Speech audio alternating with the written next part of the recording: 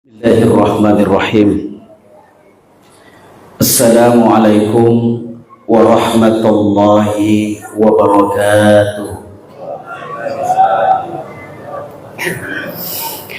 Alhamdulillahi rabbil alamin. Wassalatu wassalamu ala asyrafil anbiya'i wal mursalin wa ala alihi wa ashabihi ajma'in. Amma ba'du.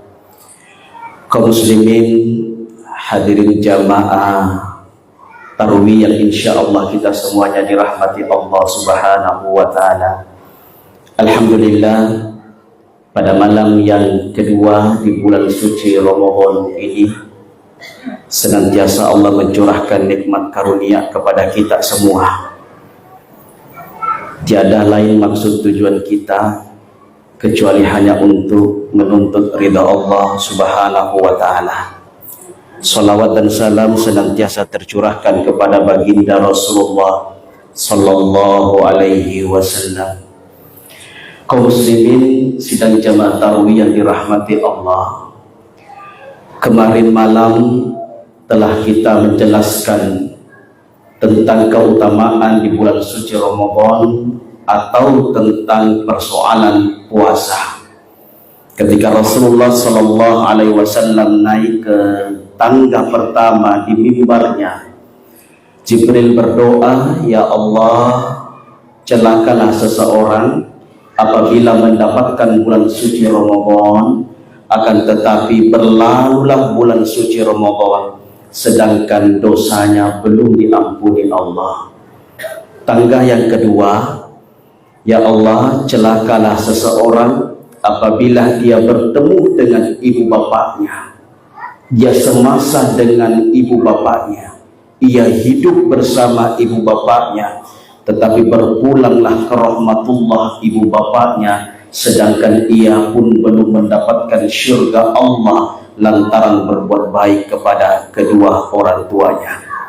Inilah insyaallah yang menjadi pembahasan pada malam ini, yakni kewajiban seorang anak berbuat baik kepada kedua orang tua. Seorang sahabat, Abdullah ibnu Mas'ud, datang kepada Rasulullah dan bertanya, "Ya Rasulullah, ayyul amali afdal?" Amal apa yang paling utama ya Rasulullah? Kata Abdullah ibnu Mas'ud. Rasulullah sallallahu alaihi wasallam menjawab, "As-salatu li waqtiha." Amal yang paling utama adalah salat pada waktunya. Bertanya kembali Abdullah ibnu Mas'ud, "Thumma ayyun?" Setelah itu apalagi wahai Rasulullah? Rasulullah menjawab, "Birrul walidain." Berbuat baik, taat kepada kedua orang tua. Bertanya kembali Abdullah ibnu Mas'ud, "Thumma ayyun?" Setelah itu apalagi wahai Rasulullah? Rasulullah menjawab, "Al-jihadu fi sabilillah." Berjihad di jalan Allah. Kalau kita melihat kembali makna dari hadis ini,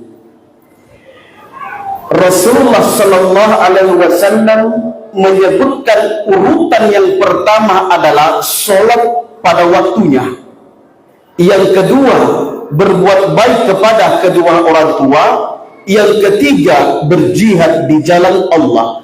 Seakan Rasulullah menggambarkan kepada kita, seandainya ada yang bisa disembah oleh seorang anak setelah Allah, maka yang paling berhak kita sembah adalah ibu bapak kita, seandainya ada.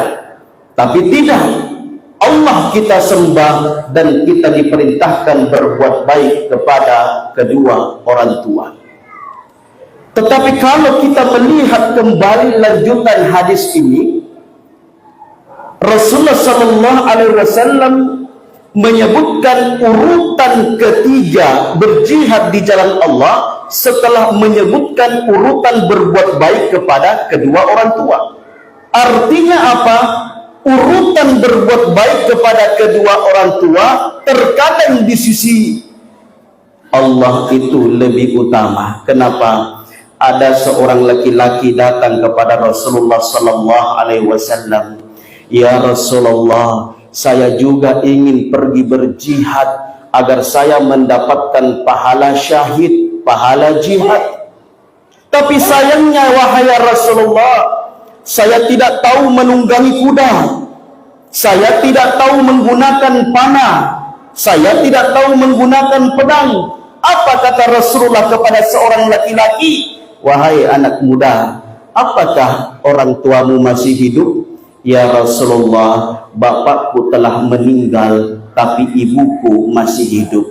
Kata Rasulullah, "Wahai anak muda, pulanglah ke rumahmu. Jaga ibumu baik-baik. Pelihara ibumu baik-baik. Perlakukan ibumu baik-baik. Jangan kau durhaka kepada ibumu. Niscaya engkau akan mendapatkan pahala jihad di sisi Allah karena berbuat baik kepada kedua orang tua."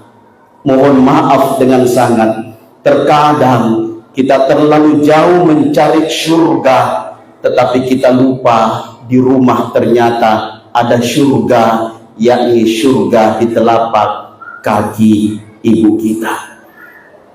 Hadirin yang dirahmati Allah, hal ini menandakan begitu besarnya jasa kedua orang tua kita melahirkan kita, mendidik kita, dan membesarkan kita. Tentu kita akan mengatakan semuanya, Bapak Presiden jadi presiden karena doa perjuangan pengorbanan ibu bapak kita. Bapak Gubernur jadi gubernur karena doa perjuangan ibu bapak kita. Bupati jadi bupati karena doa perjuangan ibu bapak kita. Pak Desa jadi kepala desa karena perjuangan ibu bapak kita. Dan kita semuanya menikmati kesuksesan karena doa perjuangan ibu bapak kita.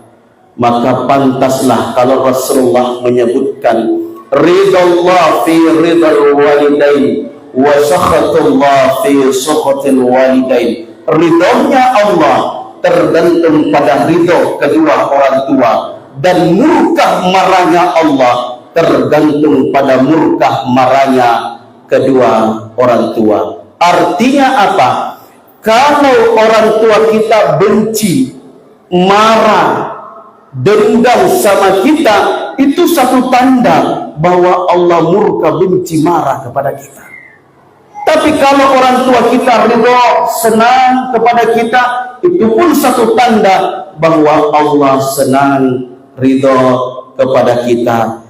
Tapi begitu banyak anak-anak karena persoalan warisan di newe ada ambok, naudzubillah, karena persoalan harta, karena persoalan hal-hal yang lain, dia membenci ibu bapaknya.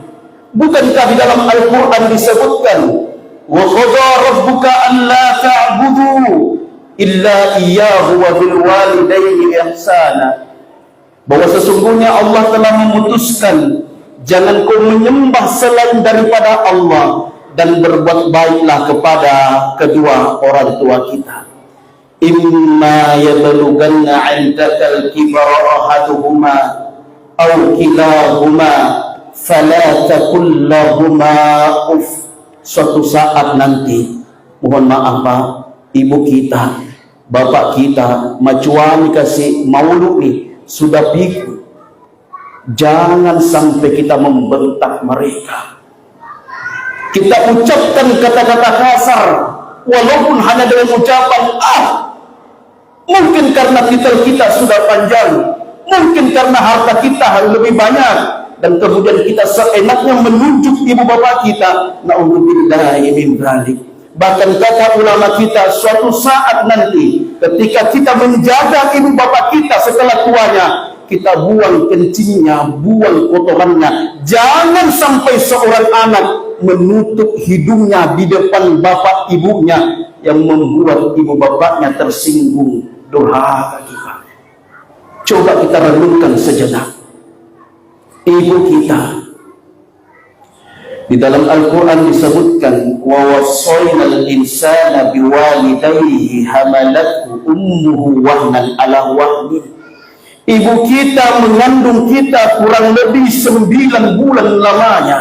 Ingin baring susah, duduk susah, berjalan susah perasaan ibu kita. Setelah kita ingin lahir, apa kata riwayat dalam sebuah asar? Kalau seorang perempuan ingin melahirkan anaknya, satu kakinya dikubur dan satu kakinya di dunia, antara hidup dan mati. Ibarat telur di ujung tombak. Tapi sang ibu tak peduli asalkan anaknya sehat-sehat saja.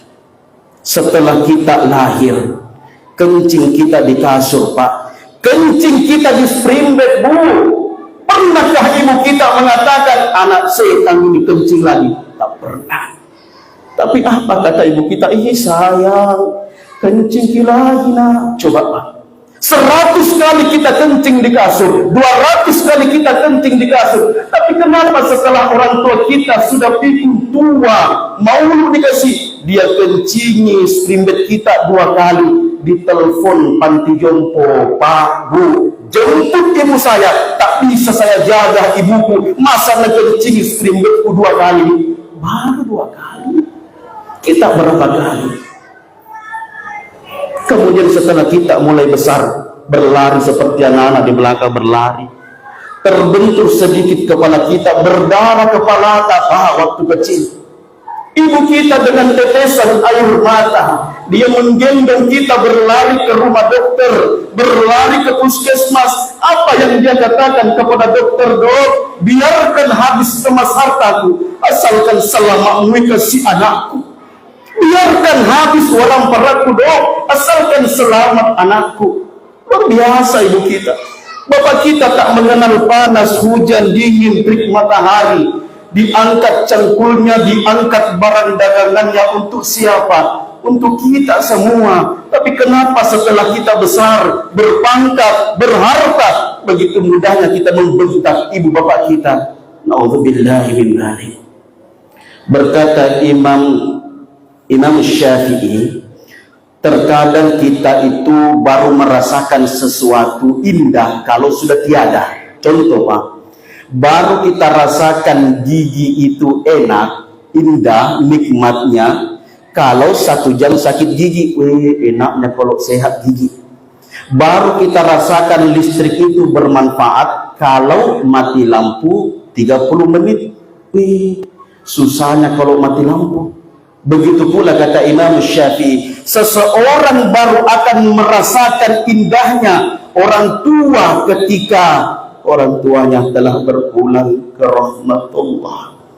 Mungkin di antara kita, Bu, di sana di belakang ada mengatakan, betul Ustaz, tahun lalu masih bersama ibu bapak saya, Ustaz.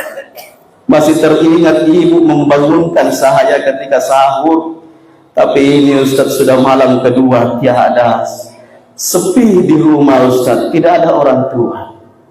Maka dari itu, jangan sampai terjadi suatu hal seperti apa yang dikatakan oleh guru yang diceritakan. Ada seorang anak, dia sangat durhaka kepada ibunya. Suatu ketika sang anak ini ingin tinggalkan ibunya dalam keadaan sendiri, sakit di tempat yang tidak layak untuk dihuni. Sempat sang ibu mengatakan, nak, jangan kau tinggalkan ibu, nak, jangan sampai kau tak mampu lagi melihatku, nak. Tapi karena kedurhakaan seorang ibu, seorang anak, dia tinggalkan ibunya dalam keadaan sendiri, rumah yang tidak layak untuk dihuni. Setelah bertahun-tahun, pergilah anak ini. Bertahun-tahun dia baru sadar, sudah punya mobil mewah, rumah megah, istri yang cantik. Tapi dia bertanya di dalam hatinya, apa yang terjadi dengan kehidupanku? Kenapa tak pernah aku merasakan kebahagiaan, kenyamanan? Istriku cantik katanya, mobilku mewah, rumahku megah, tapi tak pernah aku merasakan ketenangan, kebahagiaan. Kenapa? Ada ibu yang dia lupakan di kampung sana. Ada ibu yang senantiasa menanti kabar anaknya. Apa kata hati seorang ibu? Wahai anakku yang jauh di sana, sesukses apapun wahai engkau nak, sekaya apapun wahai engkau nak, tolong nak, bukan mobil yang aku harapkan kau belikan, bukan rumah nak, tapi cukup engkau doakan ibu nak. Masya Allah. Walhasil, setelah seorang anak pulang ke kampungnya, taubat. Masih ada 5 menit. Taubat seorang anak. Nah, dia lihat pas dia turun di pintu mobilnya, mobil mewahnya, dia melihat dari jauh, apa yang terjadi di rumahku? Kenapa ada kain kaci, kain kafan menancap di pagar? Maka selangkah demi selangkah dia masuk mendekati rumahnya, dan dia masuk di rumahnya, dia membuka pintu rumah. Ternyata di dalam rumah Pak Bu ada seseorang yang telah berbaring kaku, dibungkus dengan kain kaci, kain kafan. Setelah dia mendekat, pas tepat di mukanya, dia membuka kain kaci, ternyata ibunya. Barulah dia sadar. Dia berdoa kepada Allah, ya Allah, ya Rabb, kembalikan ibuku ya Allah, walaupun hanya sebentar saja ya Allah. Aku ingin ibuku menikmati rumahku yang megah, aku ingin ibuku menikmati mobilku yang mewah, aku ingin ibuku melihat istriku ya Allah. Tapi mungkinkah Pak Bu, orang yang telah meninggal akan kembali lagi di dunia? Mustahil. Maka mumpun kalau masih ada orang tua kita, berbuat baiklah kepadanya. Kalau ada yang bertanya, Ustaz, terus bagaimana dengan saya Ustaz? Saya tak tahu dulu Ustaz. Saya ingin berbuat baik kepada kedua orang tuaku, tapi berpulang ke rahmatullah. Maka doakanlah. Celaka seorang anak Pak, 5 kali sehari semalam sholat, tapi tak pernah mendoakan ibu bapaknya. Minimal Rabbil firli wal walidayya warhamhuma kama rabbayani shaghira. Sama-sama Pak Bu. Jangan doakan orang tua. Prinsip kita mati itu matua yang meninggal baru didoakan. Tidak. Di saat masih hidup sehat, doakan terus semua Pak kita. Tutup mata kepala kita, buka mata hati kita. Bayangkan perjuangannya ibu kita, bayangkan perjuangannya bapak kita, bayangkan kasih sayangnya ibu bapak kita kepada kita. Biarkanlah ayat ini, malaikat menyaksikan air mata kita, bahwa betul dulu ya Allah, saya tidak tahu kalau itu kedurhakaan ya Allah. Maka doakanlah, Rabbil firli, ya Allah ya Rabbi, ampunilah dosaku ya Allah, wal walidayya, dan dosa ibu bapakku ya Allah, warhamhuma, sayangilah keduanya ya Allah, kama rabbayani shaghira, sebagaimana mereka menyayangiku sewaktu kecilku ya Allah ya Rabb. Ya Allah ya Rabbi, sekiranya Engkau masih memberikan umur panjang kepada ibu bapak kami ya Allah, kami hanya mohon ya Allah, panjangkan umur ibadahnya ya Allah. Jangan Kau siksa mereka, menghabiskan sisa-sisa waktunya hanya untuk menafkahi anaknya yang sudah dewasa ini ya Allah. Ya Allah ya Rabbi, untuk ibu bapak kami di alam kuburnya ya Allah, kami mohon ya Allah, jangan Kau azab ibu kami ya Allah di kuburnya, jangan Kau siksa bapak kami ya Allah, jadikanlah kuburnya taman-taman syurga, Engkau luaskan kuburnya ya Allah. Sudah cukup penderitaan mereka telah melahirkan, membesarkan dan mendidik kami ya Allah. Ya Allah ya Rabbi, sekiranya kelak nanti betul Engkau memasukkan kami ke dalam syurga-Mu ya Allah, kami hanya mohon ya Allah, pertemukan kami kembali dengan Bapa dan Ibu kami di dalam syurga-Mu ya Allah. Masya Allah, alangkah beruntungnya Pak Bu kalau kita senantiasa mendoakan ibu bapak kita. Mohon maaf, insya Allah besok subuh kita lanjut kembali. Wabillahi taufiq wassadah. Assalamualaikum warahmatullahi wabarakatuh.